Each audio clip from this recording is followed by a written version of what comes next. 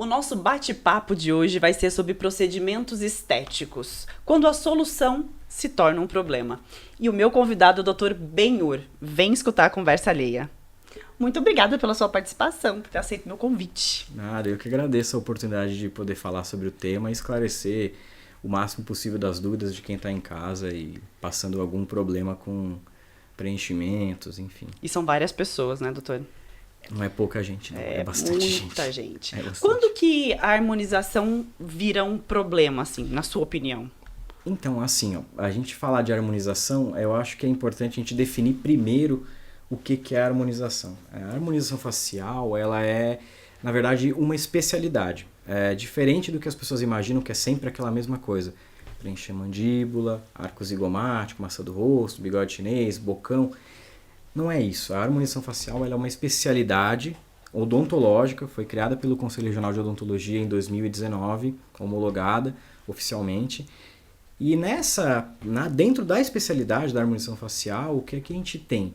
Procedimentos que visam devolver a harmonia para o rosto que perdeu pelo envelhecimento, por exemplo, ou por um rosto que já nasceu, que a pessoa já tem um rosto que não está harmonizado.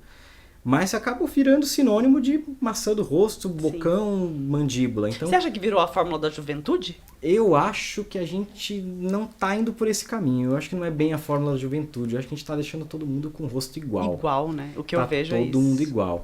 Então, a primeira coisa, assim, a harmonização facial, ela é um conjunto de procedimentos que visam devolver a harmonia para o rosto. Então, vai desde uma aplicação de toxina botulínica, do Botox, até cirurgias e preenchimentos. Então, eu acho que o problema está acontecendo agora é o excesso de procedimentos.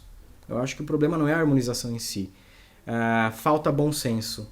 Você acha que tem um limite saudável? Tem, eu acho que tem. Eu acho que está faltando o bom senso, está faltando tanto dos profissionais que fazem, quanto dos pacientes. Só que a gente não pode obrigar o paciente a ter bom senso, porque o paciente ele é leigo no assunto. Quem tem que ter bom senso é o profissional. E às vezes o que eu estou observando, que eu observo na clínica diária, é que está faltando bom senso pro profissional. O profissional tem que dar a parada e falar pro paciente, olha, não vai ficar bom, não faz assim, vamos devagar, faz um pouco disso, experimenta, vê como que fica, vamos ver a evolução e depois a gente vai mudar isso. A gente vai lá e coloca mais um pouco, trabalha mais um pouco. Então tá faltando, acho que bom senso dos dois lados, mas o profissional tem a obrigação de ter o bom senso. Acho que a responsabilidade maior, eu poderia dizer. Eu penso assim, eu acho que é do profissional. Claro, o paciente chega lá com um pedido estranho, você tem que explicar por que aquele pedido não é legal. Não é simplesmente falar, eu não faço, eu não gosto. Não é isso, é explicar cientificamente, falar, não vai ficar bom, tem o risco, pode acontecer tal coisa, não é legal.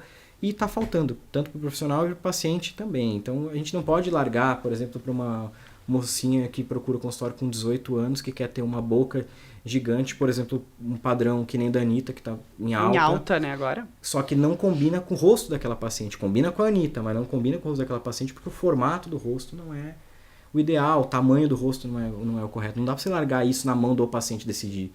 O profissional que tem que decidir isso. Eu posso estar errada, mas muitas pessoas eu vejo que procuram uma simetria no rosto. E a harmonização já diz, é uma harmonia e não uma simetria. Exato. A simetria facial, ela é impossível de acontecer. A gente pode, assim, impossível, vamos melhorar isso. Assim, existe paciente que nasce simétrico? Existe, é difícil, é muito difícil de ver. A gente tem diferenças de um lado para o outro. E a gente não deve buscar igualar um lado com o outro. A gente tem que deixar o mais natural possível, o mais parecido possível, mas é basicamente impossível igualar. E por que ele é impossível?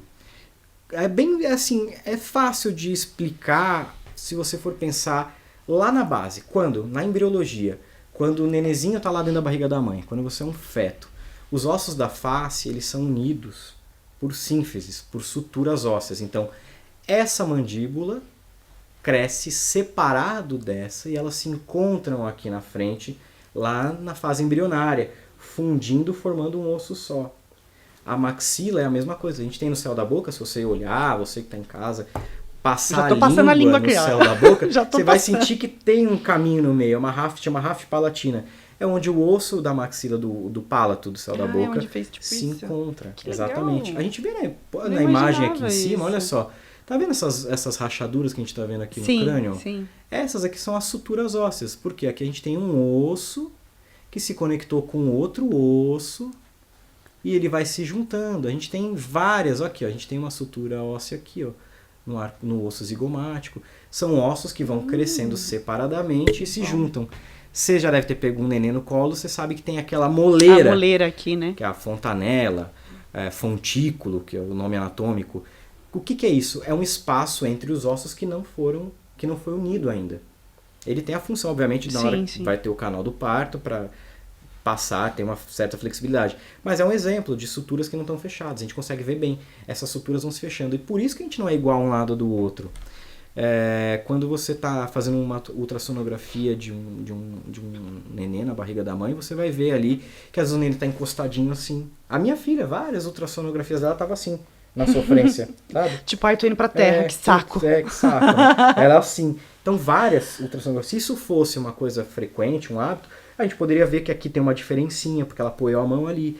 O jeito que a gente dorme, se a gente dorme sempre, desde que nasceu, de um lado, põe a mão aqui. Eu lembro de um garoto na parte do nosso consultório, um garotinho de 7 anos, que ele passava com o pessoal da odonto, da ortodontia, e ele tinha a maxila completamente desviada pro lado direito, porque ele dormia desde que nasceu assim, porque a mãe achava bonito colocar ele assim de ladinho, fofo. Igual um anjinho, né? Igual, bonitinho. ele é muito fofo. E ele ficava assim de ladinho. E ele teve o crescimento todo desviado para cá. Ele passava com o nosso ortodontista na época para corrigir, trazer toda a linha média para cá, porque ele ficou todo desviado, porque ela induziu a formação óssea dele, a proliferação óssea dele assim. E isso já fora do ventre.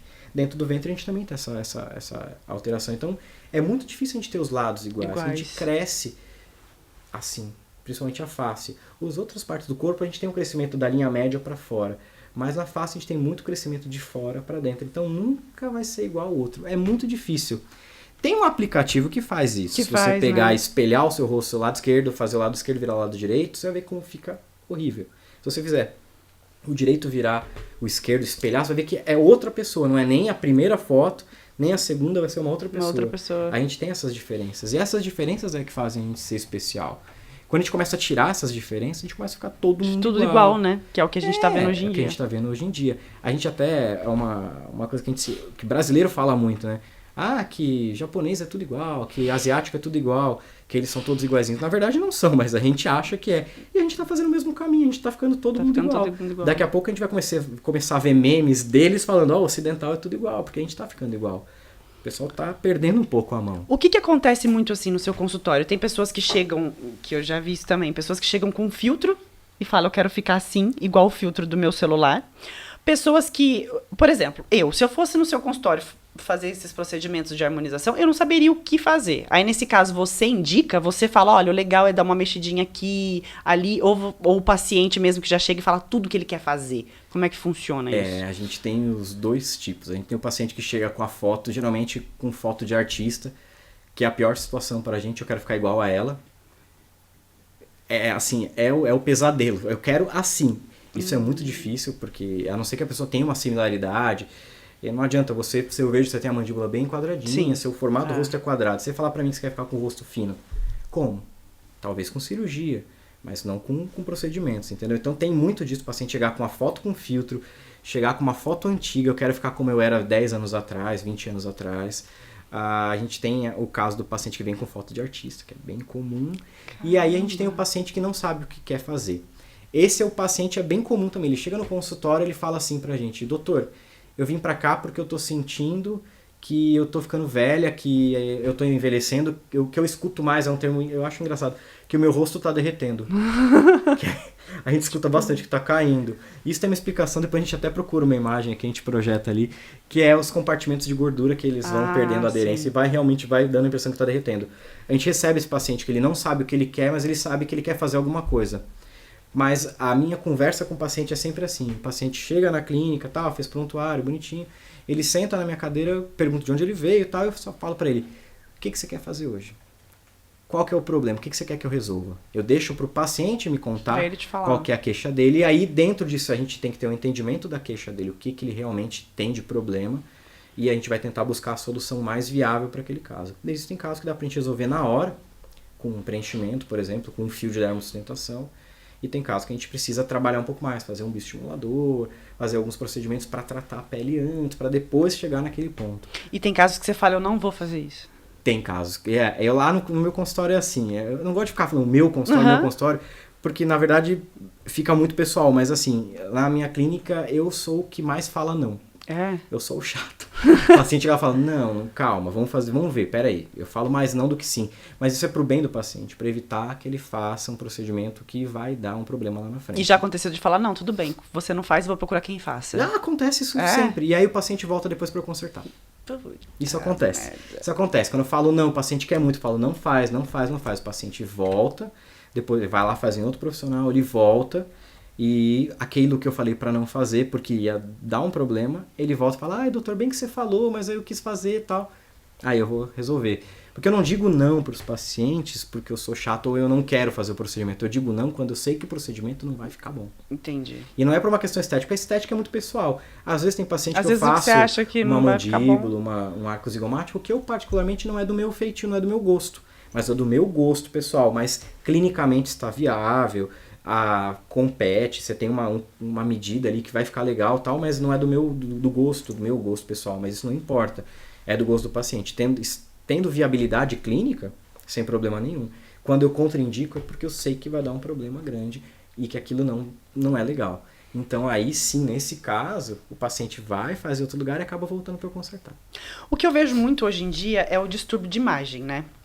Que a pessoa tem. Hoje ela quer uma coisa, hoje ela acha lindo ter um bocão gigante, amanhã, como a massa tá indo na boca, no lábio fino, ela vai querer um lábio fino.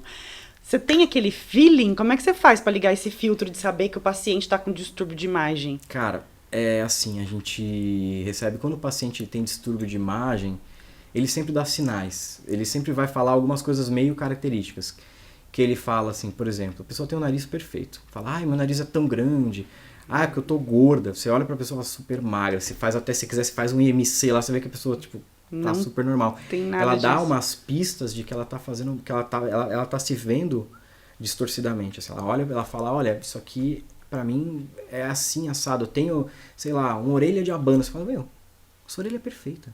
Sabe, eu tenho um nariz grande. Ah, minha boca não... Aí ele dá essas pistas. Aí esse caso, aí a gente tem que trabalhar um pouco melhor. E assim, mas no geral, as pessoas elas vão mesmo na moda, assim. Tem gente com distúrbio de imagem, tem, mas esses pacientes já são bem clássicos. Você vê que eles são muito, a gente fala que é ão demais. É bocão, é bundão, é peitão, a pessoa já é muito trabalhada, você vê que tem bastante coisa que ela já fez. Aí esse paciente é bem clássico. Mas o paciente comum, tem muita gente que vai na moda mesmo, principalmente quando faz 18 anos, que aí já pode fazer sozinho, não precisa autorização dos pais. Aí quer fazer e aí, tudo, né? Até um tempo atrás era o silicone, era o peito com silicone. Eu acho que hoje é mais a boca, não é? Eu vejo muito a boca. É a boca. Muito a boca. Eu, por exemplo, coloquei silicone, que era o meu sonho, quando eu fiz 24 anos. Era meu sonho, assim, sempre, eu não tinha mesmo, não tinha nada. E hoje eu me arrependo. Hoje, com 39, se eu pudesse voltar atrás, eu não teria colocado, assim. Então... Às vezes pode ser porque o seu ponto de vista mudou. Eu acho que não combina mais comigo, não sei, não acho que não se encaixa mais, entendeu? Nesse ponto, até que os procedimentos que a gente fala de harmonização, eles são interessantes porque eles são reversíveis. Alguns, né? Alguns, a gente falando do que é legal, do que é legal, do que é viável. Agora, tem uns que não esses que são bacanas, que são legais, assim, a gente consegue reverter, ou se não reverter, ele vai ser absorvido, vai passar, é temporário. Diferente de uma prótese de silicone, que você tem que fazer uma cirurgia para remoção. E aí, depois que você já laciou toda aquela pele já desceu. Aí tem um excesso de pele para tirar. Por isso que eu não tiro hoje, sendo bem sincera. Porque daí tem o excesso de pele, vai ter mais uma cicatriz, porque eu já troquei de prótese 2 vezes. Então vai ser uma outra cicatriz. Então é uma mas coisa às vezes que... mudou o seu ponto de vista, que é o que você falou. Hoje eu não colocaria, naquela época você queria. Hoje pra você o peito não é tão importante. Sim. Mas naquela época era. A moda vai passando, vai mudando. E o corpo acompanha isso. Se a gente for olhar aqueles quadros antigos do Botticelli, que as mulheres eram mais gordinhas e era uma coisa que era maravilhoso, né? Era, que era o corpo perfeito para eles na época era aquilo. E agora já não é mais. Fala, pô, pessoa gorda e tal. Então vai muito disso, né? Para quem está nos assistindo, doutor, quais os profissionais que estão qualificados a fazer esse tipo de procedimento? Bom, vamos lá.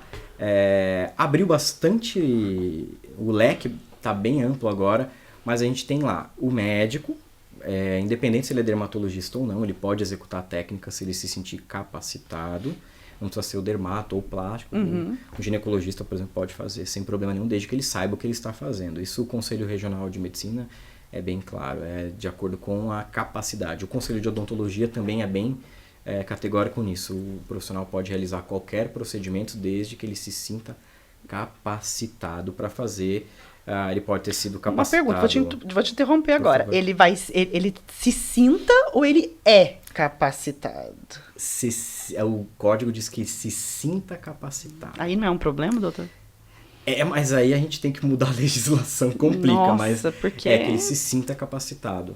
E aí a capacitação pode ser feita a partir de um curso ou ele pode ter aprendido na graduação, por exemplo. Alguns no YouTube, né? Um monte no YouTube. Alguns monte no YouTube e no Instagram. Médico, dentista, biomédico. O biomédico ele pode executar técnicas de preenchimento, de fios, de botox sozinho no consultório, sem autorização médica. O dentista também sem autorização médica. O médico, obviamente, já é a pessoa que autoriza. E a gente tem a figura do farmacêutico. Agora o farmacêutico que trabalha com estética, que é o farmacêutico esteta. E a gente agora parece estar liberando para a enfermagem também realizar alguns procedimentos. O detalhe é que o biomédico, o médico e o dentista podem realizar o procedimento sozinho, sem autorização médica. Eles têm autoridade para isso. O farmacêutico e o enfermeiro ele precisa de um médico responsável assinando. Fisioterapeuta também ou não? O fisioterapeuta que eu li alguma pode coisa fazer, assim. ele tem a dermatologia estética, que é a dermatofuncional, né? Que já existe há muito tempo, só que não englobam procedimentos injetáveis. Então eles podem fazer equipamentos, eles podem usar diversas técnicas, até algumas injeções se for a nível corporal, de intradermoterapia, não tem problema nenhum. Mas é tudo uma questão de conselho. Como eu não pertenço ao conselho da fisioterapia, eu não posso exatamente descrever como que é, mas a dermatofuncional existe há muito tempo. É bem antiga, até mais antiga do que no caso da harmonização facial da Odonto, que é de 2019, a dermatofuncional existe há muito tempo. Eles fazem também a questão de injetáveis, médico, biomédico, dentista com autonomia própria, enfermeiro e farmacêutico com autorização médica. E um detalhe é que os únicos que podem fazer anestesia local injetável, não de pomada. Pomada qualquer um, até tatuador, quando vai fazer tatuagem, faz pomada, não tem problema nenhum. Injetável, anestesia, injetável só o médico e o dentista. O biomédico não pode, porque às vezes a gente escuta, fiz um preenchimento labial, doeu tanto. Sim, escuto só muito isso, que foi uma pomadinha, dor insuportável. Só passou uma pomadinha no lábio, por quê? Porque provavelmente não foi com o dentista ou com o médico, foi com outro profissional. Não é um problema, é só um problema da dor mesmo, mas é uma questão que a anestesia injetável é só para o dentista e para o médico. Eu queria o seu ponto de vista. Você é a favor desses profissionais não médicos realizarem esses procedimentos? Seu ponto de vista. Então, assim, se todos tiverem capacitação, sim. Se não, não. Aquilo que você falou, que se sinta capacitado, é importante para mim isso. Que a gente não pode entrar no método de discutir código de ética, porque isso é feito uma votação, é uma coisa que parte do Conselho Federal, do Conselho Regional, mas eu acho que o importante, na verdade, é que fosse exigido uma capacitação mínima. Eu não me incomodo em ver o dentista, o médico, o biomédico fazendo. Eu acho que todo mundo que estudou, que tem técnica, pode fazer. O problema é que as pessoas fazem sem ter aprendido ou feito curso que não é bom. Entendi. A gente vê bastante curso na internet, aí eu não quero puxar o saco porque eu sou proprietário de uma escola, eu acho que não é nem essa pauta. Tem muitos cursos legais, bacanas, eu conheço professor que dá aula em outros cursos que não são os da minha escola e eu acho que os caras são demais, mas tem muito curso de picareta. Eu não gosto nem de falar, mas assim, de cara que é picareta, que não sabe nada e vai ensinar o pouco que ele sabe. E aí é um aprendendo uma migalha. Quando a gente ensina, a gente dá um curso, a gente dá um conteúdo deste tamanho, a gente sabe que o aluno vai aprender isso aqui e vai praticar isso aqui. Se você sabe pouco, você vai entregar isso aqui e o aluno vai fazer isso aqui. Menor ainda. Fazer o procedimento não é difícil. O mais difícil, na verdade, é você acompanhar o paciente no pós e dar soluções para ele quando tem problema. Quando dá alguma coisa errada, né? Dá o problema. O que eu andei pesquisando justamente é isso, né? As vítimas, assim, que deram errado. Pessoas que falavam que na hora que o profissional viu que estava alguma coisa errada, a pessoa não sabia o que fazer. Não sabia. Em muitos casos, assim, eu vou mandar mensagem pro meu professor para ver o que eu faço. Tipo, peraí, você não sabe o que fazer nesses casos, né? Então eu vi muito isso acontecendo, assim, nas entrevistas que eu vi.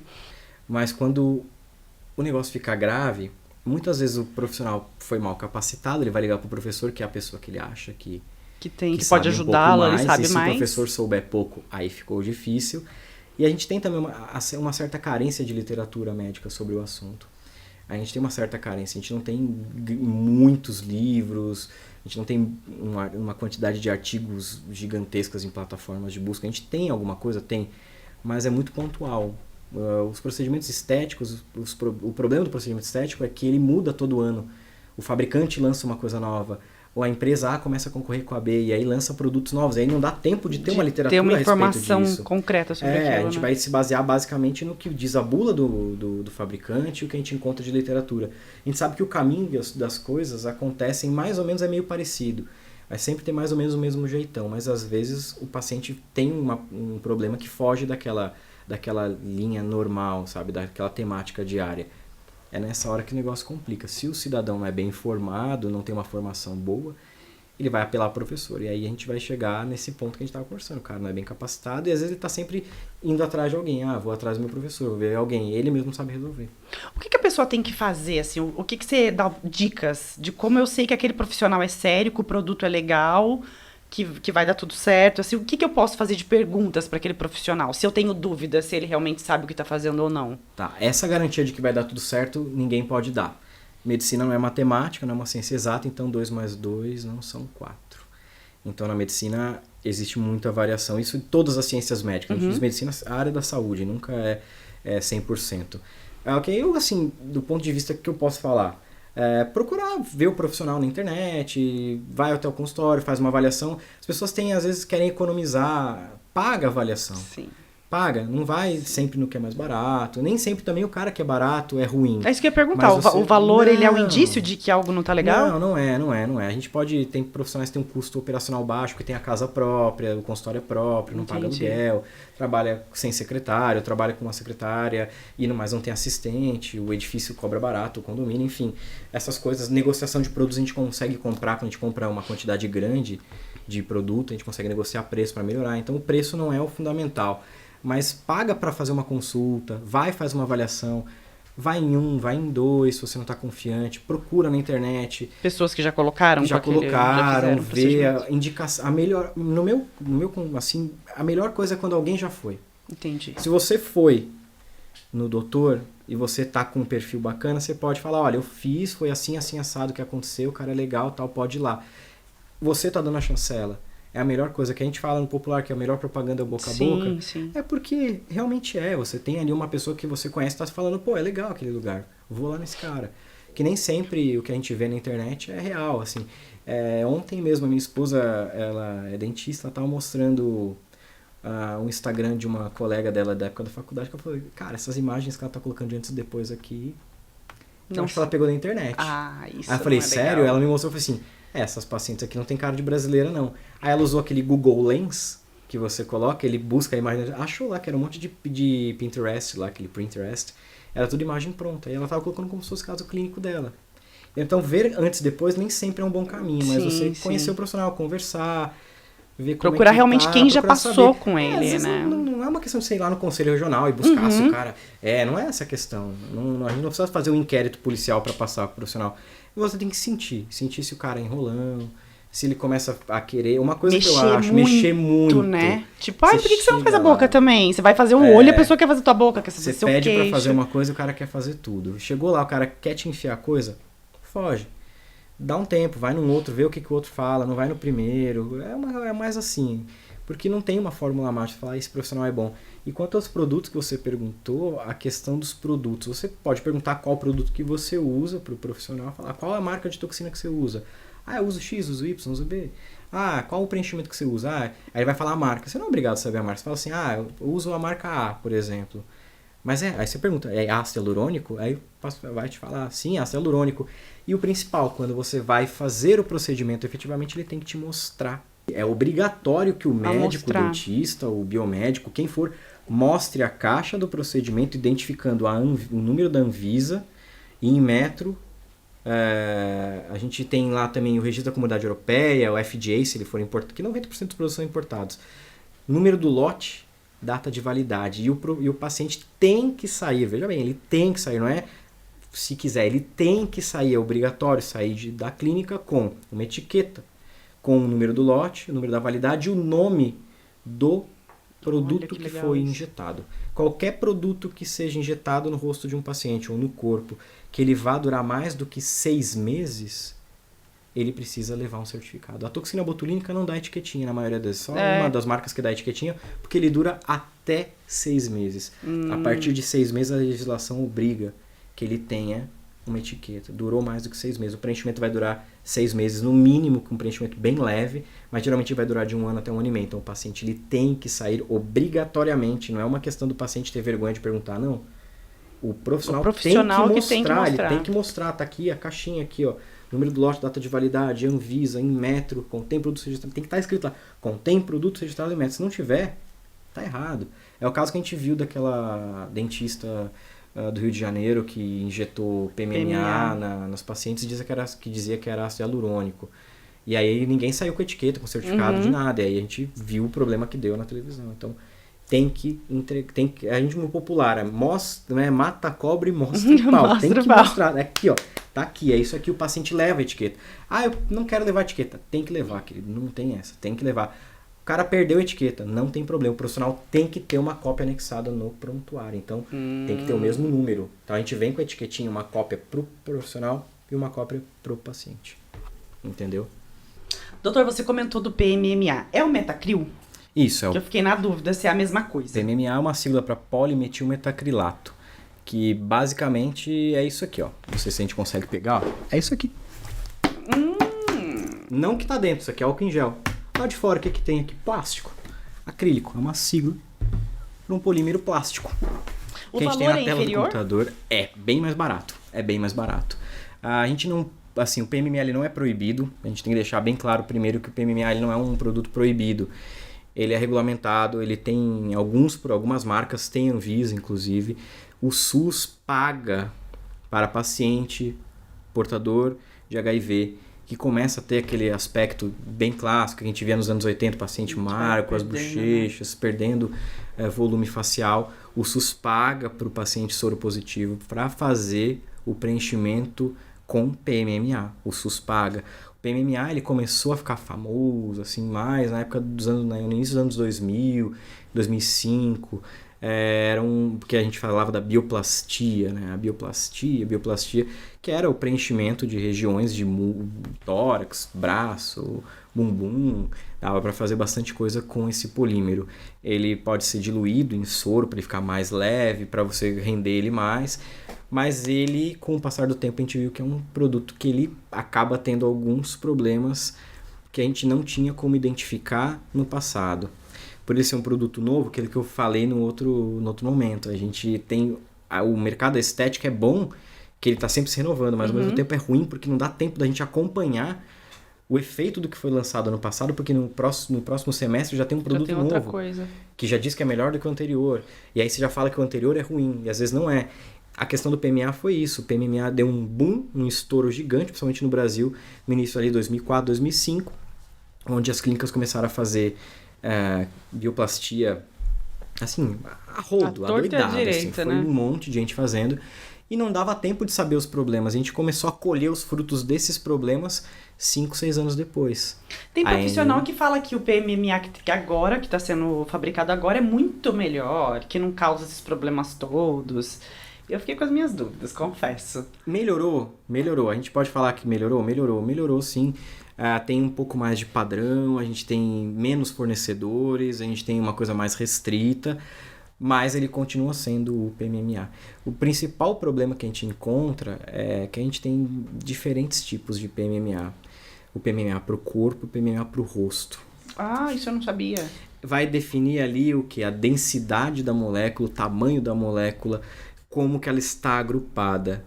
E é muitas vezes mais vantajoso financeiramente para um profissional ali comprar o PMMA para o corpo e fracionar em pequenas partes usar no rosto. Porque você compra de seringa de 20 ml e você vai usar 1 ml, só que bem mais barato que você usar para o rosto, que é muito mais caro. Assim como o hidrogel também. O hidrogel foi um preenchedor que saiu do mercado, que ele era o Aqualift, ele até perdeu o Anvisa, não tem mais para vender legalmente no Brasil, se você achar, ele foi trazido no mercado paralelo, não tem regulamentação. E ele também tinha o Aqualift, o hidrogel para o corpo e o hidrogel para o rosto. E obviamente que o hidrogel do rosto era mais delicado, era uma molécula mais refinada e para o corpo um pouco menos. E o profissional comprava o do corpo e botava no rosto e pau na máquina, vambora, sabe? O erro tá aí. O PMMA, ele é, em muitos casos, irreversível. O PMMA, pra gente entender, não é que ele é irreversível, ele não é absorvido pelo organismo. Quando a gente fala do PMMA, o que tem de diferente? O PMMA, quando a gente injeta, ele, com o passar das semanas, dos dias que ele vai acomodando, ele penetra dentro do tecido, ele faz parte do seu corpo. O ácido hialurônico, por exemplo, ele forma uma bola com os tecidos do seu corpo em volta, então ele está restrito. Ele vai sendo consumido até o ponto que ele é absorvido. O PMMA não, ele entra dentro do tecido e passa a fazer parte do seu corpo. Entendeu? Ele começa a invadir, como se fosse uma infiltração, como se fosse um mofo. Ele vai entrando, aquela umidade da casa vai entrando pela parede, vai entrando e se alastrando pela parede. É igual uma infiltração mesmo que igual você falou. Você vai arrumar aqui, você tem que quebrar tudo um pedação em volta. Exatamente. E para retirar ele... É a mesma coisa? Cirurgicamente. Como que você identifica o PMMA? Qual exame você faz? Geralmente a gente pede ultrassonografia, é o exame mais tranquilo para fazer, bem mais acessível. Eu até separei aqui, se a gente puder, não sei se a gente consegue captar as imagens aqui, ó. Uma imagem de ultrassom, ó, do PMMA. Olha aqui, ó, aqui embaixo. Vê como ele é brilhoso, ó. Sim, Todos esses focos que brilham, esses focos hiperecóicos aqui, são sítios do PMMA. Ele já está dentro do tecido. E olha como ele é diferente, ó, do ácido hialurônico. A gente tem 3 tipos aqui, ó, leve, denso, com lidocaína, sem. Mas olha só, ele fica um halo e o ácido hialurônico lá dentro. Então isso aqui eu consigo, se eu tiver que tirar, eu venho com uma agulha aqui, faço um furo e aperto. Se eu quiser drenar, igual drenar uma espinha, eu posso vir aqui dentro com a mesma agulha, ao invés de aspirar, eu posso colocar a hialuronidase, que é o antídoto, digamos assim, não é um antídoto, mas ele vai fazer com que esse ácido hialurônico seja consumido rapidamente, ele faz o ácido hialurônico perder estabilidade e o organismo vai absorver. Agora, isso aqui não tem como. Esse não tem antídoto? Não, só cirurgia. Só cirurgia. Se ele tiver um foco em formato de cisto, que é muito difícil de ficar parecido com isso aqui, muito difícil de acontecer, e ele não estiver solidificado ainda, ou seja, um PMMA que você colocou há pouquíssimo tempo, questão de dias, a gente consegue fazer uma aspiração. A gente consegue aspirar. Tipo um nódulo que você fala? Um nódulo. A gente consegue até aspirar o conteúdo. Só que, questão de poucos dias, ele já entrou dentro do tecido e começou a fazer parte dele. Então, olha só o que vai acontecer. E normalmente, doutor, o que o paciente vai sentindo? Qual o efeito que isso vai... A curto prazo, no primeiro momento, quando o paciente põe o PMMA, ele vai ter edema, vai ter um inchaço, vermelhidão, se pegar algum vaso vai ficar roxo, até aqueles sintomas típicos da inflamação, dor, calor, rubor, que é ficar vermelho, e o edema. Isso contorna-se com uma medicação, você consegue fazer alguns medicamentos via oral, como corticóide, faz antibiótico preventivo, compressa fria ajuda bastante, pode aplicar laser não de alta potência, laser terapêutico naquele que queima a pele. E aí, tudo bem. Passou essa fase aguda, essa fase ruim. Às vezes o paciente nem passa por tudo isso, se deu bem, tá tudo ok. O que vai acontecer lá no futuro? Pode acontecer disso começar a formar os granulomas, os cistos, as bolotas, começa a aparecer caroço. E alguns pacientes me procuram com queixa sistêmica. O que é isso? O paciente chega falando que desde que ele colocou isso, até a semana passada eu tive um caso disso. Foi um preenchimento no canto da boca, aqui na região do bigode chinês, aqui o marionete, que é o cantinho da boca. O paciente colocou PMMA e ela descrevia que depois de uns 3, 4 anos que ela colocou, ela começou a sentir falta de ar, cansaço, ela começou a sentir que estava ficando inchada. Fez o check-up com o ginecologista, com o clínico, não tinha absolutamente nada no organismo. E aí o médico falou, talvez seja relacionado com o seu preenchimento.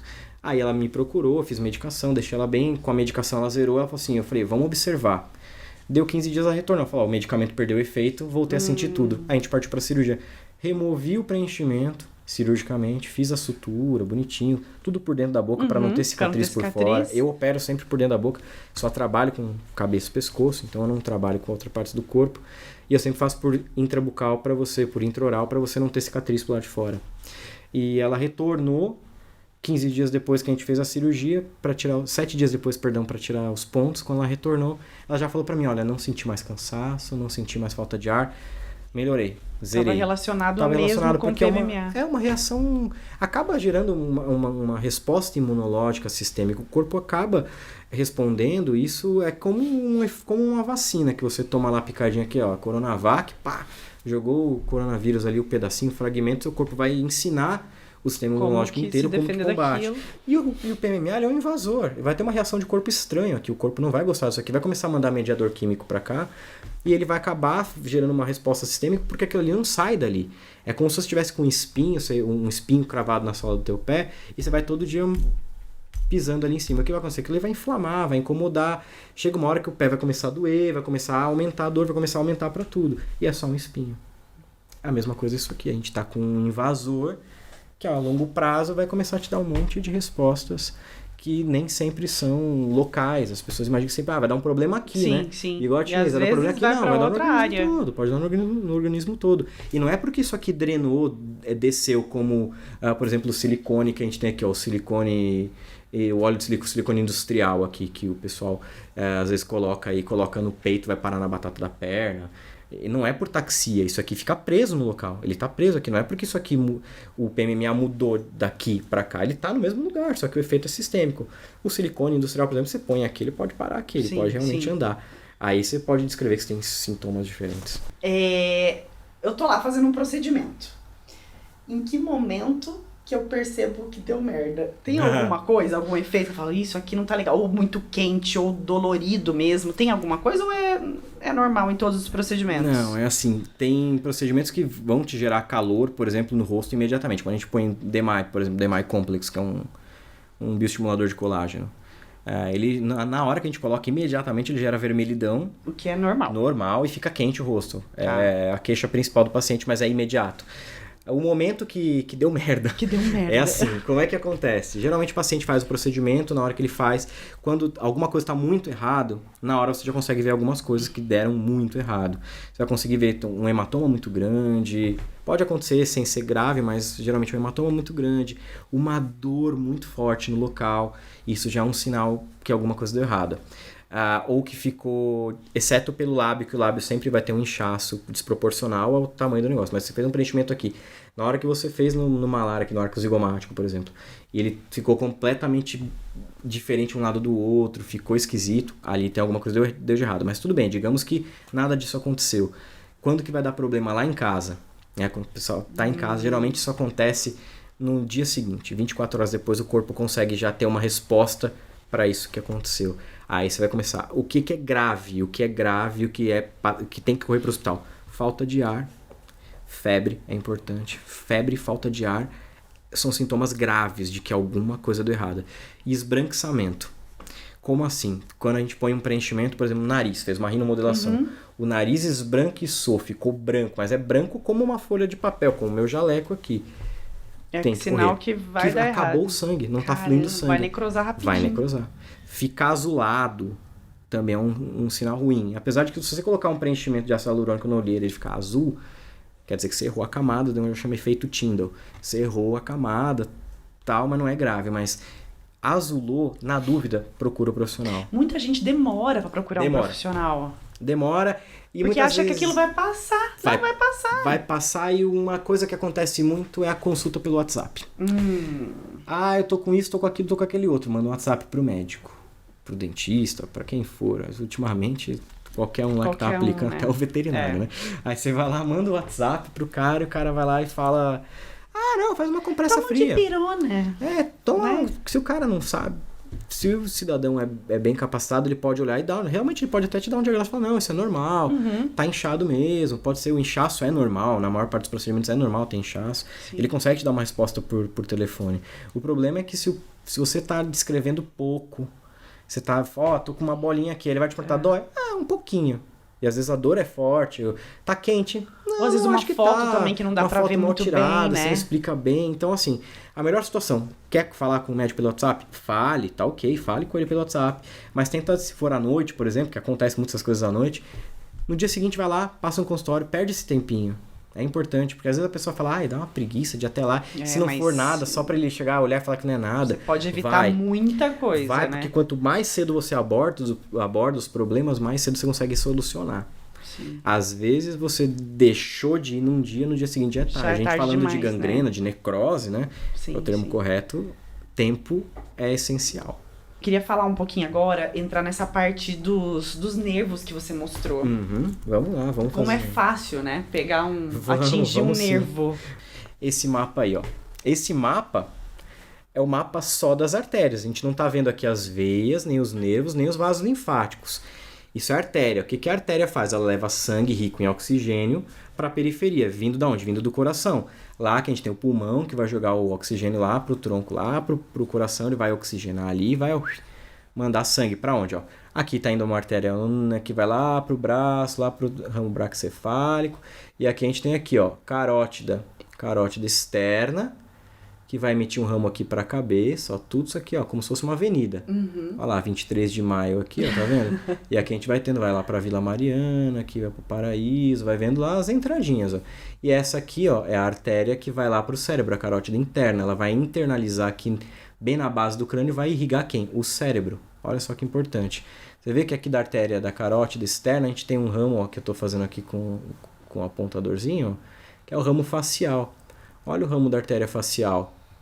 O ramo da artéria facial, ele vai fazer o quê? Ele vai irrigar toda a face, até o olho, olha só. Olha só por que a gente não pode colocar preenchimento na glabela. Que é qual região que você fala? Aqui, ó. Aqui? Aqui, no meio das sobrancelhas. A gente não pode colocar... Botox pode? Botox pode, à vontade. Preenchimento não. Preenchimento não. Por quê? Porque olha só, se eu coloco o preenchimento aqui, ó, essa artéria ela tá coladinha com o osso. Eu ponho o preenchimento aqui, ele vai fazer o quê? Vai bloquear o fluxo dessa artéria. O que vai acontecer? Ele vai fazer um garrote, vai segurar. O que acontece fazer? Se eu ficar segurando meu dedo aqui com elástico, ou com meu dedo mesmo, ó, tá ficando roxo já. Sim.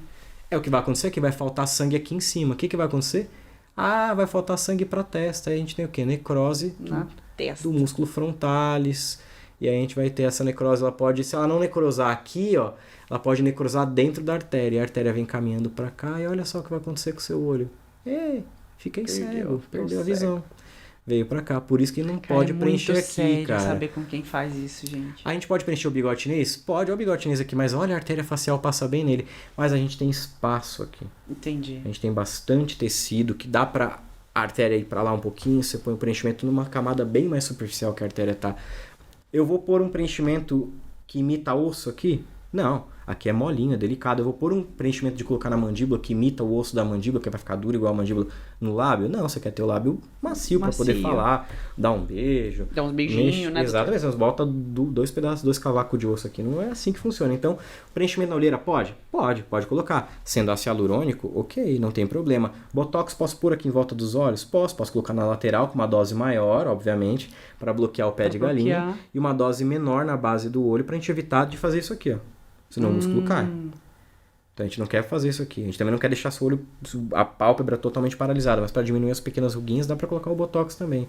Ah, eu posso colocar fio aqui na olheira? Pode. Tem os fiozinhos, os microfios de PDO podem ser colocados também. Mas a gente está falando da glabela em especial, que a glabela é Botox. Você pode fazer subincisão, que é um procedimento de descolar, que você enfia uma agulhinha por baixo da pele e solta. Mas tá anestesiado, não faz essa cara. A gente coloca uma agulha embaixo da pele, solta essa pele para diminuir a ruguinha. Pode colocar os fiozinhos, mas o preenchimento não, porque ele ocupa volume. E esse volume que vai ocupar pode levar a pressão, o garrote dessa artéria aqui. Garroteou a artéria, um abraço. Gangrena a testa. E quanto tempo demora para necrosar essa testa? Umas 6 horas. É rapidão. Umas 6, 8 horas já foi. Você colocou o preenchimento de manhã, quando é de noite já tá necrosando. O PMMA, ele consegue bloquear uma artéria também? Por ele ser denso? Ele Consegue. Qualquer preenchimento consegue bloquear. Qualquer preenchimento. Qualquer líquido que você injete consegue bloquear uma artéria. Qualquer líquido. O que vai mudar é a absorção. Então, por exemplo, digamos que eu coloque um anestésico injetável, igual quando você vai no dentista. Eu posso colocar um anestésico injetável, ele pode ocluir aqui esse espaço aqui, bloquear aqui, e ele pode pressionar essa artéria aqui. Tá, ele vai pressionar a artéria, e aí? Vai levar a necrose? Não, porque ele vai ser absorvido em 40 minutos. Entendeu? Entendi. Agora, se eu coloco um produto que ele dura 6 meses, ele dura algumas horas a mais, ele está realmente oferecendo ali uma pressão importante em cima de uma artéria, aí vai dar um problema. Aí sim a gente corre risco. Qualquer produto pode comprimir uma artéria, uma veia, mas não é, vai depender muito da densidade do produto e quanto tempo vai ficar ali. Se eu injetar soro aqui, vai bloquear a artéria? Até vai. Mas ele vai ser absorvido em 15, 20 minutos, vai absorver o soro todo que tá aqui. Entendeu? Você falou da boca, né? Que é uma coisa que tá muito em alta hoje. Colocar PMMA direto nos lábios mesmo. E aí deu algum problema. Como é que você vai fazer pra tirar? Você vai ter que tirar o lábio da pessoa? Você vai ter que tirar toda essa... Como é que você vai fazer? A gente geralmente, quando a gente tá falando de lábio, como eu já tinha mencionado, eu trabalho por dentro da boca. Então, o que a gente faz? Anestesia local por dentro da boca, pode dar umas picadinhas por fora, tudo de anestésico. A anestesia pegou dali 5 minutinhos que o anestésico foi injetado, igual quando vai no dentista, fica tudo dormente, então não tem dor. A gente vai fazer uma incisão, não tem jeito. A gente vai virar e verter o lábio, vai virar ele para fora. A gente vai fazer a incisão por dentro, a gente vai abrir o lábio de fora a fora, vai pegar esse lábio e vai fazer o quê? Vai abrir. E aí a gente vai ver o conteúdo que tem lá dentro. E aí a gente vai encontrar o PMMA é visível, mas nem tanto. O ácido hialurônico, por exemplo, você abrir uma incisão, ele vai fazer assim, ele vai desmanchar, ele vai escorrer, porque ele é líquido. O PMMA, você vai abrir, você vai ver lá, PMMA misturado com tecido. O que a gente faz? A gente vai por textura, pinçando cada bloco e vai cortando. Tem caso que precisa de enxerto? Alguns casos? Não aconteceu comigo ainda, mas na literatura tem. Comigo, graças a Deus, todos os casos que eu solucionei, que bastante gente me procura para isso, não sei, tem pouca gente que trabalha com remoção, eu nunca cheguei a um caso de precisar de enxerto, nunca precisei enxertar, mas a gente vai remover o máximo possível. Uma coisa que eu faço, geralmente, quando o paciente ele tem um lábio bem grande e tal, e é PMMA, e a gente percebe que se eu tirar demais esse PMMA, ele vai ficar sem nada de lábio, eu mantenho um pouco do PMMA e tiro o excesso. Entendi. Para justamente não precisar enxertia. Para não precisar fazer o enxerto. E de qualquer maneira, se o paciente fala, não, eu quero tirar tudo, a gente tira tudo, e ele pode no futuro, que eu digo um futuro próximo, depois de mais ou menos de 6 meses a 1 ano, remover os pontos com 7 dias, fez medicação, desinchou, tá tudo bonitinho, a gente pede de 6 meses a 1 ano, ele pode preencher com ácido hialurônico, que vai ser absorvido, ele pode preencher o lábio para ter um volume de novo. Então não é uma sentença definitiva o cidadão ter colocado o PMMA e removeu, e aí vai ficar com a boca murcha. Não, ele pode voltar a ter o lábio preenchido como ele quer, só que usando o produto correto, que é o caso do ácido hialurônico. E quem está assistindo agora que por um acaso colocou o PMMA e não deu problema nenhum, aí não tem recomendação de tirar, né? Não tem nenhum efeito sistêmico, não tem cisto, não tem nada, deixa ele quietinho.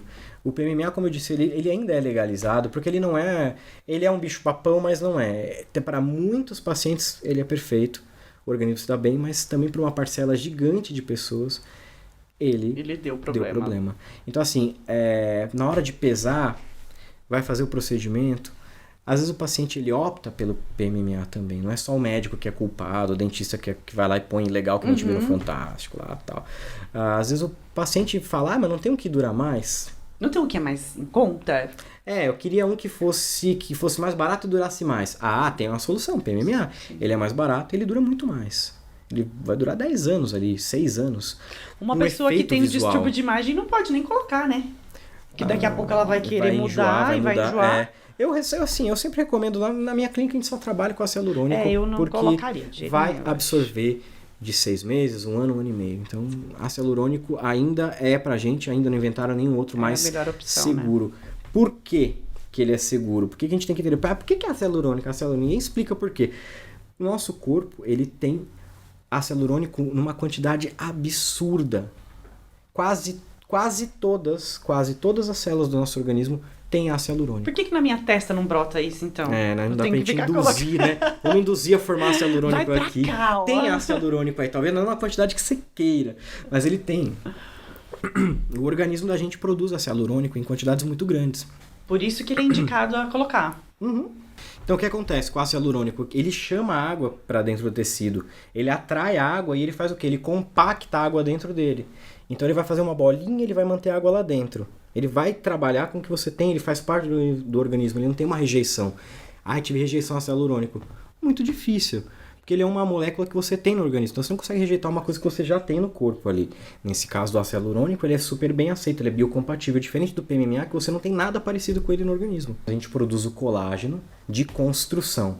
Colágeno que constrói tecido. Por isso que o rosto é durinho, o peito é no lugar, a bunda é no lugar, tudo durinho, tudo gostoso, bem bonito. E a gente vai ficando mais velho e começa a ficar meio com a textura um pouco mais molinha. Um pouco pra baixo. A gente parou de produzir o colágeno de construção, a gente só produz colágeno de reparação. Por isso que os tratamentos estéticos sempre visam o quê? Machucar. O laser que queima, a agulha do microagulhamento, é o negócio que esfolia, que cutuca a pele, que deixa tudo em carne viva e tal. Por quê? Para estimular a formação de um colágeno de reparação que vai substituir, em tese, aquele colágeno de construção. E outra coisa que eu sempre falo para o paciente é as camadas de gorduras e os compartimentos de gordura do rosto mudam com o passar do tempo. Um exemplo bem simples de entender. Você já deve ter ido numa festa de criança e você viu aquele arco bonito de bexiga que o buffet infantil faz, aquele monte de bexiga amarradinha. Durinho. Durinho. Aquelas bexigas estão cheias de ar e todas encostadinhas uma na outra. No dia seguinte, aquele ar que está lá dentro já foi murchando e aquele ar que vai começar meio que querer cair pro lado. Dali mais uns dias aquele ar que já murchou, já não tem mais nada, já começa a despencar tudo, fica tudo esquisito. As células de gordura do rosto são a mesma coisa. Quando a gente é mais jovem, ela tem uma membrana firme, cheia de lipídio lá dentro, cheia de ácido graxo lá dentro, tá bem firme, bem bonita. E ela é bem aderida uma com a outra, daquele abraço bem firme com as do lado. Vai passando o tempo, o abraço vai diminuindo, o conteúdo lipídico vai diminuindo, e ela vai começar o quê? Cair. Vai começar o quê? A derreter, que a gente conversou, quando o paciente fala que o rosto está derretendo. É porque os compartimentos foram diminuindo, foram mudando de posição. Eu tenho uma imagem aqui, a gente pode colocar ela ali, projetá-la ali, do que acontece com o envelhecimento. Quer ver? Deixa eu ver se eu pego ela aqui, você já vai ver que legal que ela é. Então, o que a gente estava falando dos compartimentos de gordura é isso aqui, ó. A gente é mais jovem, olha lá, onde eu estou passando o mouse ali, ó. Olha só onde está essa bola de gordura malar, né? Tá aqui, a bola de gordura mandibular vive aqui, ó. Quando a gente vai ficando velho, ó, a setinha tá indicando aqui, ó, a gordura vai o quê? Vai descendo, vai perdendo aderência e vai se juntando. Então, esse fragmento aqui se juntou com esse aqui. E ele veio fazendo o quê? Por gravidade, a lei da gravidade vai fazendo o quê? Vai descendo ele para cá. Tudo. E aí vai perdendo o contorno, vai perdendo o formato do rosto aqui, porque vai juntando bochecha com pescoço, com tudo. Vira tudo uma pelancagem só uma coisa caída. O que a gente faz? Aqui é um exemplo de fios, por exemplo. Essa imagem aqui é do professor Beramendi, que foi quem me ensinou a fazer fios. É um fio que você, por exemplo, coloca para você... Olha, ele tem uns ganchinhos aqui, você puxa ele para cima. E isso é o objetivo também de outros fios. O fio PDO, por exemplo, que não é o fio Beramendi. É o objetivo da cirurgia plástica, que é levantar isso aqui. É levantar o mini lifting, um lifting completo, qual que é? É você puxar isso aqui para trás e tirar o excesso de pele. Então o objetivo o que é? É levantar isso que está aqui para o local de origem, que é o que a gente vai ver nessa imagem aqui, é o que a gente vai colocar na sequência. Olha só. Vamos dar uma ampliada nela aqui para ficar bem claro. Olha só. Essa é uma senhora que envelheceu, ó, como ficou sem contorno o rosto dela. A gente teve uma queda da gordura que ficava aqui, ó, para cá, e aí vai aparecer o bigode chinês, vai aparecer a olheira também, que a ilustração não tem. A sobrancelha também, né, dá aquele aspecto começa a cair, exatamente. De cansaço. Isso, aí você pode botar o botox para levantar um pouco, você pode botar um fio, você pode fazer uma blefaroplastia, que é a cirurgia aqui da pálpebra. O objetivo aqui qual que é? Ó, levantar. Olha lá, devolver nesse sentido aqui, ó, a física dele aqui, os vetores estão apontando para onde a gente tem que colocar. Para chegar nesse ponto. Obviamente que sair disso para isso aqui requer trabalho. Sim. E bastante procedimento. E nem sempre a gente consegue alcançar essa perfeição aqui, mas esse é o mundo mas ideal. Chega perto, né? A gente consegue rejuvenescer bem. Porque a gente tem que fazer o quê? Apagar os sinais clássicos de envelhecimento. O que é sinal clássico de envelhecimento? Bigode chinês, muito acentuado. Marionete, que é a linha do canto da boca. Uma olheira muito funda. E essas ondulações de mandíbula. Que tem aqui no contorno, exatamente. Né? O paciente mais jovem tem o limite, igual a minha barba aqui, ó. Fica delimitado. O paciente mais jovem tem esse limite ósseo, porque o osso está aqui, a bola de gordura está aqui.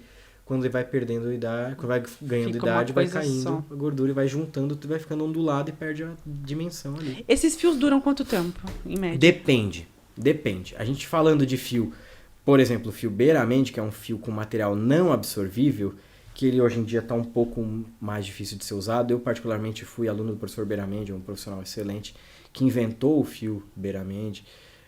Eu já não pratico quase o fio dele por falta de procura, porque o fio de Beramendi ele não é absorvido, ele é um fio que ele fica para sempre ali. Mas a gente falando do fio PDO, que é o que a gente usa hoje em dia, o fio PDO ele vai ter ali uma durabilidade dependendo do tipo de fio, mais ou menos girando em torno de 1 ano e meio a 2 anos. E ele é um fio que ele fica durante 4 meses trabalhando na pele. Olha! Ele vai agindo na região, liberando o material do qual ele é feito, que é a polidioxina, ou a polidioxona, ou a polidioxanona. Cada fabricante diz que é diferente, mas na verdade é a mesma coisa. É a mesma coisa. Libera o material que vai irritando o organismo. O corpo não gosta da presença desse fio, é uma irritação controlada. E aí o que vai acontecer? O corpo vai formar um tubo. Igual uma caneta Bic, fica a carga dentro e o tubo de cristal em volta. Exatamente. Vai formar um tubo do quê? De fibra colágena. Um tubo de fibrose. Essa fibrose, esse tubo vai ficar o quê? Amarrado dentro da gordura. Segurando, enganchando a gordura para cima. Através de quem? Desses filamentos, dessas espículas, desses espinhos. É igual uma espinha de peixe de desenho animado, que o Tom e Jerry puxa o peixe assim, fica aquele monte de espetinho. É assim que o fio funciona. Ele vai ter uma durabilidade de 1 ano e meio até 2 anos. Ah, mas eu coloquei o fio, deu 6 meses, ficou lindo, mas eu quero pôr mais. Pode, não tem problema. Você pode colocar outros fios um por cima do outro. Não tem problema. Pode colocar um fio espiculado, pode colocar um fio liso, sem espícula, sem os espinhos. Pode colocar um fio parafuso, um fio mola. Você pode ir colocando vários tipos de fio, não tem uma restrição. Você vai só dando tempo de cicatrizar uma coisa para poder fazer outra. Doutor, eu sei que não é uma área sua, mas eu falei para ele que eu queria falar disso, né? Porque eu tenho certeza que isso vai interessar para você que tá aí me ouvindo. Bioplastia peniana. Existe? Existe. Eu não trabalho com essa parte, a gente já conversou, eu trabalho só cabeça e pescoço, mas a bioplastia peniana é um procedimento que é relativamente comum. Não é uma coisa de outro mundo, não é uma coisa assim que ninguém faz, bastante gente faz por aí. E ela é feita com ácido também? Ela já foi feita com PMMA, inclusive, que isso é uma coisa que eu procuro nem pensar nessa situação. Eu ia te fazer essa pergunta, se tem gente que faz com PMMA. Tem gente que faz e que já fez com PMMA, e se não der nenhum problema, vida que segue. Mas geralmente você faz ela com ácido hialurônico atualmente. Qual que é o objetivo dela? A gente vai fazer com que a gente preencha, a gente pode preencher o dorso do pênis, a gente pode preencher os corpos cavernosos, os corpos cavernosos com o preenchedor ali, que os corpos cavernosos são aquelas câmaras, quando o homem tem uma ereção, vai minar sangue para lá, e aí vai fazer com que o pênis fique ereto, fique inflado, fique duro, né? Então a gente preenche aqueles corpos com ácido hialurônico ou entre os corpos e a pele do corpo, pode preencher a glande, né, a cabeça do pênis, pode colocar também ali. E aí o que a gente vai ter de resultado? Basicamente você vai ter um pênis mais grosso, e esse pênis vai ficar grosso o tempo inteiro. Ele não vai ficar, a tendência dele é que ele não fique ereto, que ele não fique semi-ereto o tempo inteiro. Ele vai ficar flácido, só que ele vai ficar um flácido grosso. Entendi. E durante a ereção ele vai ficar com um volume muito maior, realmente ele vai ficar bem grosso. E ele fica com só grosso ou ele aumenta o tamanho também? De comprimento não. Comprimento. De comprimento não. Ele vai meu aumentar amigo, nem tudo é perfeito. Não, aí você precisa fazer outras coisas que fazem crescer. Mas ele vai aumentar de grossura, de espessura, vai ficar um pênis mais grosso. E uma coisa que muda é a dureza. Ele fica com um aspecto mais rígido. Mais rígido. Do que um pênis ereto normalmente. Tem aquela dureza do pênis ereto. Ele tem os corpos cavernosos têm um tipo fibroso, né, um pouco mais duro. Você sente a dureza de um pênis, ele é mais durinho. Só que quando você põe um preenchedor lá, ele fica realmente mais bem duro. Estalando. Fica estalando, E aí o negócio fica mais durão. E assim, a gente pode falar de benefício? Pode falar de benefício, sim. Para quem tem um pênis pequeno, não se sente seguro, tem medo... ok, bacana. Para quem quer ter um pênis mais grosso, quer ficar com um pênis mais volumoso, também ok. Mas ele tem um benefício que é na hora da ereção. Não vou dizer que é um tratamento para ereção, obviamente que não, mas um paciente que ele tem dificuldades... Que fica meia bomba. Aquela meia bomba que ele tinha provavelmente vai ficar mais duro porque ele já tem algo ocupando espaço ali. Então, não interfere na ejaculação, nem na ereção, nada disso. Não interfere no prazer em nada. Ele vai ter tudo normalzinho, tudo funcionando normal. E dura quanto tempo também, em média? Depende. Se for feito com PMMA, que a gente falou tão mal dele, mas se for feito com PMMA, ele vai durar ali 10 anos e pode ser que dure realmente a vida inteira ali. Se a gente falando de ácido hialurônico, 2 anos mais ou menos. 2 anos? Nossa, achei que fosse mais rápido. Não. Achei que fosse coisa de 6 meses, 8 meses. Duram 2 anos porque o ácido hialurônico varia de densidade intermediária. E aí você consegue fazer umas esculturas ali, tem uma glande bem grande, tem paciente que pede especificamente para ter uma glande enorme, um baita cogumelo ali. Cogumelão! Porque é o desejo dele, enfim, é uma coisa bem bem tranquila. Inclusive o próprio preenchimento, a gente tá falando de peniano, você pode fazer na vagina também. É bem comum, como eu falei, eu não faço essa parte, mas é muito comum você fazer. Geralmente as mulheres que tiveram parto normal, muitos filhos, envelheceram, os lábios já não são, os grandes lábios já não são mais como eram antes, fica meio disforme, fica um pouco solto, aí não vai passar, não quer fazer a cirurgia, que é um procedimento um pouco menos invasivo, pode optar pelo preenchimento da região íntima com ácido hialurônico para deixar mais gordinho, mais cheinho, para evitar que fica com o lábio disforme, fica aquela coisa meio solta. Tem bons resultados com um preenchedor de ácido hialurônico, de preferência na região íntima, e aí dá mais segurança para a área da hora da relação sexual. E no caso, algumas mulheres que o indicado, muitas vezes, é a cirurgia para reconstruir, porque às vezes vai fazer a penetração e os lábios evertem, puxam para dentro, porque eles estão muito laceados. Sim. Tá muito flácido, acaba puxando o lábio para dentro, você acaba machucando. Então aí você pode preencher, mas o ideal é fazer a cirurgia para corrigir esse excesso de pele. Mas se não vai fazer, pode colocar preenchedores, vai deixar um pouco mais estufadinho, fica mais bonito e a pessoa se sente mais segura. Importante nessa hora é, se você não tem um problema, você vai fazer isso porque você quer. Por que você quer? É pensar, eu faço isso porque eu quero, porque eu preciso me sentir segura, ou porque eu quero agradar. Se a resposta for eu quero agradar alguém, eu acho que não tá valendo, não vale o rolê. Eu acho que pra tudo, né, doutor? Eu acho que a gente tem que, acho que tudo, rosto, pênis, vagina, pra tudo, né? Pra você. Eu acho que isso é uma dica muito legal. Isso acontece muito no final de ano, eu recebo muito essa queixa pra outra pessoa no final do ano. Sabe quando acontece isso? No final de ano, você vai visitar a sua família, aí tem lá a sua cunhada, que tem a mesma idade que você. Aí a paciente chega pra mim e fala, ai doutor, eu vou encontrar minha cunhada e ela tem a mesma cara, ela tem a mesma idade que eu, só que ela tá muito mais jovem, precisa fazer alguma coisa. Ela não tá fazendo pra ela tá fazendo porque ela quer competir, ou ela quer ter o mesmo status que a cunhada, ou com uma prima. Esse tipo de coisa pra mim eu acho que não vale a pena, mas, bom, nessa vida cada um escolhe o que quer, sabe, né? Cada um sabe o que é bom pra si, mas acho que o mais importante dos procedimentos é você fazer pra você se sentir bem e não seguir uma tendência de moda ou pra agradar alguém, porque hoje o seu namorado gosta de peitão, mas amanhã ele não é mais o seu namorado. E aí, ou ele me trocou por uma que tem um bocão, eu quero ficar com bocão também. Tipo, ele te trocou por uma de bocão porque ele é idiota. Exatamente, não é essa a questão, assim. E vale lembrar que eu acho que a gente não tá aqui julgando quem faz procedimento, mas a gente tá aqui para orientar, principalmente o Dr. Benhur, a tomar cuidado onde você faz e com que material você faz, né? Pelo amor de Deus, eu vivo de fazer procedimento, não vou criticar jamais. A gente não tá aqui julgando, não. A gente tem que fazer, orientar, cada um sabe, tem que orientar, né? E fazer o caminho mais certo, mais seguro. Mas tomar muito cuidado, porque realmente o negócio pode te prejudicar e muito. É isso. Adorei esse bate-papo com você, foi muito esclarecedor.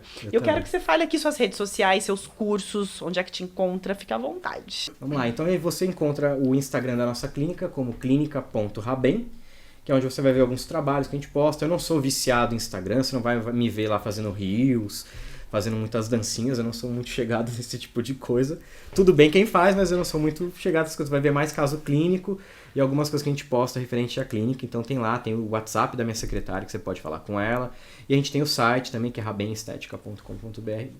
E você tem o Instagram da escola. A escola é legal, a escola a gente montou uma escola, ela é anexa ao consultório, é no mesmo andar. É uma escola que a gente montou na Vila Mariana, no Chácara Clabin. A gente tem 2 andares, é um duplex, muito legal para dar cursos para a área da estética, legal. Que a gente ministra, e se algum profissional quer usar o espaço, pode locar o espaço. É bem interessante, tem cursos lá, não só de estética, como a gente tinha conversado em off. O meu sócio na escola, ele é professor pós-doutorado em anatomia, então a gente tem reforço acadêmico para estudante que está indo mal na faculdade e não quer pegar DP. Aí vai lá, faz o curso por fora. A gente tem reforço acadêmico, tem curso de estética, a gente tem cursos na parte de odontologia também, porque ele é dentista. Então a gente tem algumas coisas bem legais nessa escola. Estacionamento gratuito para os alunos, para os professores, na Chácara Clabin, bem localizado, bem legal. Dá uma olhada na página. Que legal. A gente dá uma olhada no Instagram lá. O Instagram da escola é rabem.escola.desaúde. Tá? E tudo vai estar na descrição do vídeo também, com link, aqui, tudo isso aí. Aqui, a gente vai colocar, só fuçar aí que você vai achar na descrição do vídeo. Você achar lá. E aí é uma coisa importante, eu sou o Dr. Benhur, não sou o Dr. Rabem. Todo mundo chama de Rabem, Rabem é o nome da clínica, porque é o nome da minha esposa, que é Raquel, e eu que sou o Benhur. Então, Rabem, o pessoal me procura, o Dr. Rabem, eu sou o Dr. Benhur, certo? Isso aí. Adorei o bate-papo, muito obrigada. Eu também, achei demais, muito legal. Obrigado. E você, já deixou o like aqui no vídeo? Deixa seu like, compartilha esse vídeo com quem você achar que é legal esse assunto e se inscreva no nosso canal. E semana que vem escutar a Conversa Alheia.